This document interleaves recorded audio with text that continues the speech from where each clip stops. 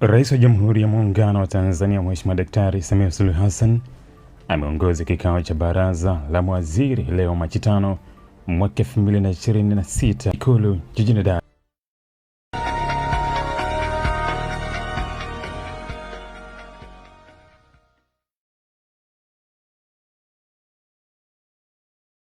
Kwa maendeleo ya sekta ya utalii na huduma za hoteli nchini, Parrot Hotel iliyopo Kaloleni katikati ya jiji la Arusha ni fahari ya Tanzania. Ina bwawa la kisasa la kuogelea na kupumzika kwa watu wa rika zote, mapokezi yenye ubora.